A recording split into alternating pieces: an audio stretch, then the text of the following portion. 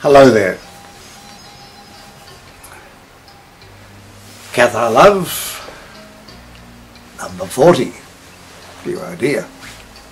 Things are moving along. I even had a birthday yesterday, 1st of November, which makes me a Scorpio. They say when Scorpios are bad, they're very bad, but when they're good, they're very good. Well, I think I'm a bit of both.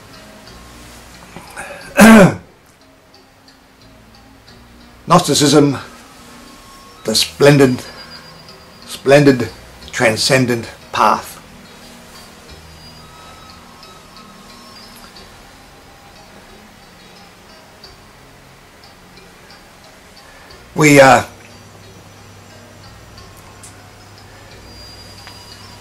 The word transcendent, this is basically the crux of Catharism, Gnosticism and Gnosticism. Catharism is, or was, until it was terminated, a Christian Gnostic group, a loving group. But love's not much match for the power of a sword. Gnosticism, and the thing about Catharism is that it was a religion of kindness, very important, tolerance, very important, and love, compassion, because if we talk about love, we have to talk about kindness, tolerance and compassion. They're essential facets of what we term love.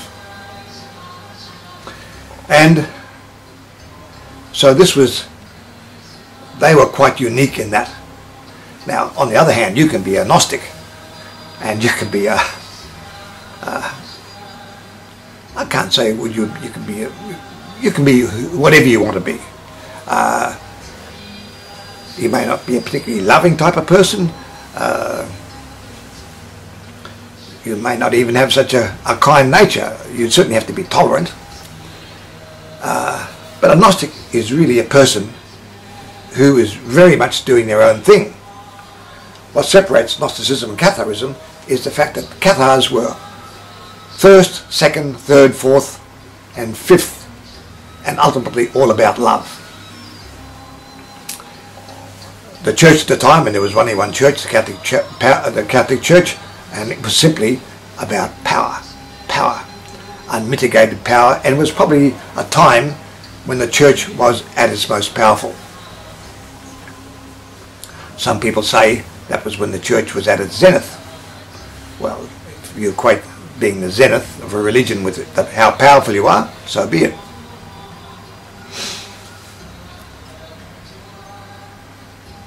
But both with Gnosticism and with Catharism, there is an essential thing. And what is that the person who, we'll say, moves down this particular path, starts the journey, moves along this journey, the Gnostic journey, the Cathar journey, it is up to you, if you're on this path, otherwise there's no point to it, to transform yourself. To make, in other words, becoming a better individual, ethically, morally.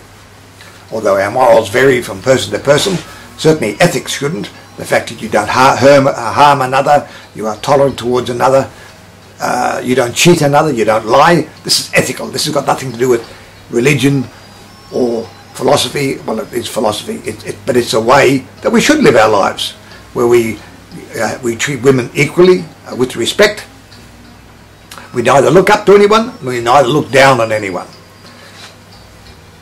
So class, all these particularly, the Indian caste system, all this disappear. But if we do that, if we do make an effort to transform our lives, what happens is we will have moments of transcendence, moments that we things that are out of the ordinary, things that are paranormal, things that are metaphysical, things that are magical will occur to us. Things will happen to us.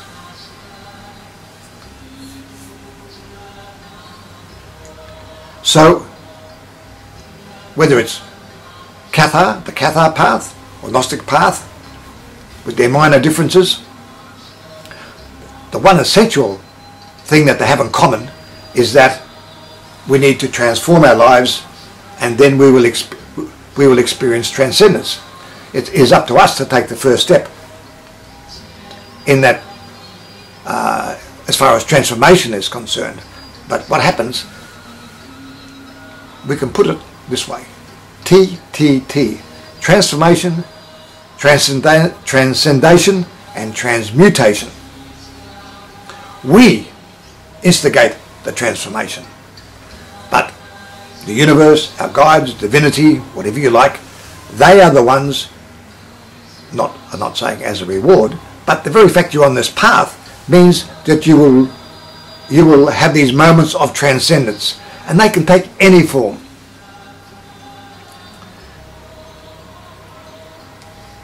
Just a quick example.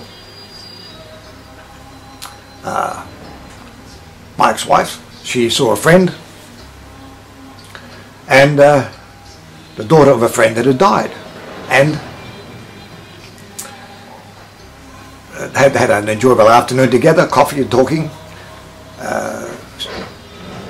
My ex-wife returned home, and on her mantelpiece was a range of photographs, and she's just sitting there, mind in neutral, and suddenly one of the frames fell over. Oh, well, the leg must have broken, or she checked it. It was 100% correct. But what it was a photograph of the mother of the lass she had spent that afternoon with. Now, there's half a dozen other frames, and none of them fell over. So, this may have taken 30 seconds to occur, and her to look at that. This is a transcendent moment. She knew at that point that her friend who had died, she was saying that she was recognizing the meeting there that afternoon. This is a transcendent moment. That happened the same day. I'm going to tell you another story. And this took a number of years for it to eventuate. And all these things revolve around one thing: me and you, the individual, not the group. The group, in many cases, can help us move upwards, or can dumb us down to the lowest common denominator, which unfortunately often happens, and we certainly see that in election times and various political situations where we've got groups and they bring everything down to the lowest common denominator. The modern term for groups, or our particular groups, is social capital. Yeah, it's like anyway, and a rose is a rose by any other name. It's still a rose. And our social capital is simply our social network. I saw a joke, and it was at a funeral parlour, and there was the mother and the husband. They were there because their child had died, and they had all these seats there. And she said, "Oh," she said, "Mary," she said, "she had 500 friends on Facebook," she said, "so I thought there'd be a lot more people attending." Unfortunately, only a couple of people there. So this is our social network on Facebook, whatever it is. Don't expect too many of them to be at your funeral. But we do have our close friends, and we do have our dear friends, and this is our social capital. Now, they do know that if you do have close friends and good friends, you live longer. You live a better quality of life. In fact, people in the cities are not marrying as much these days they're actually putting more energy and getting more return from their social network, their close group of friends, because it's very hard for one person to be all things to another person. And for a modern day person, we need this particular group. So this is our social capital. But even so, we need to still be an individual and recognise as an individual within this social capital, within our network. Now, it's a long way around to get to our story. And this chap was at the University of New South Wales in Australia. And he'd just finished his first year. It was a sunny day and he was with his friends, 6 or 7 or 8 friends, and they were walking along and just enjoying the fact that study was finished, the exams were finished, and life was good. And they saw this guy, maybe an Asian guy, I'm not too sure what nationality, Chinese, doesn't matter. And he was carrying glasses, he had a pile of books that he was carrying, and because the books were so high, it obscured his vision. And he didn't see this crack in the pavement and fell over. The books spilled everywhere. So this guy, I won't mention his name because he told me the story, and he walked on with it. They all had a bit of a laugh. The guy fell over. He obviously didn't hurt himself, but it was a bit embarrassing, and everyone had a bit of a laugh, and they were walking on. And this guy fell, I should go and help him with his books. He's got so many books. And he thought, oh no, and he kept on walking. And no, he said, I'm going to go back and help the guy that fell over. And I said, no, you come with us. Yeah, we're going for coffee, or the pub, or wherever they're going to. He said, no. He said, oh, no, I want to go back. They said to him, they gave him an ultimatum. They said, you go with him, and you'll finish with us. That's it. Oh, I said, well, I'm sorry. I'm going to help him. Which he did. So he helped the guy, dusted a few books up, and had a bit of dirt on it, and got the guy and helped him with the books. And the young student was, fellow student was taking the books to the car. And he loaded the books in the car, and that was it. So they had a chat on the way, and they actually became friends. And as the number of years rolled past at their studies, they became very good friends. And when the guy thanked him for helping him with the books, his English wasn't the best, it was a little bit broken. But 3 years later, that guy who'd fallen over with the books, that young Asian guy, actually was the top of the class, that particular university group. And because of this, he needed to give a speech. Here comes the transcendent moment for my friend. He's listening to this young Asian guy give the speech as Dutch of the class, top of the class. And he said, I was so unhappy 3 years ago that I decided to commit suicide. I was going to kill myself. And he said, I thought, if I kill myself, my mother has to come to university and get all my books, and they're so heavy. So I decided what I'll do is I'll clear out my locker, take all my books and put them in the car, so when I kill myself tomorrow, my mother won't have to come and pack all these books. But he said, I fell over, and this gentleman, who I'd never met before, this person came over and helped me with the books, and just talked to me, and was friendly to me, and he said, that single act saved me from committing suicide, killing myself the next day. So he's this guy in the class, my friend, or this person that I know, and believe me, that was a transcendent moment for him, because he had no idea, by his act of kindness, him breaking away from his ignorant group, which he, I presume he finalised with them because they gave him the ultimatum, it's us or it's our way or the highway, and he helped that guy.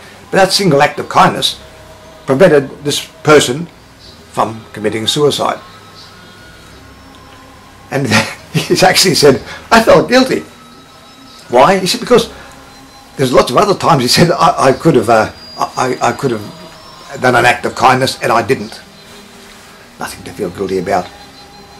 But what he did was, he had the strength and the power, the guts, or call it what you like, to break away from his group, which said it's our way and you must do things our way, otherwise you can't belong to the group. So it's the individual.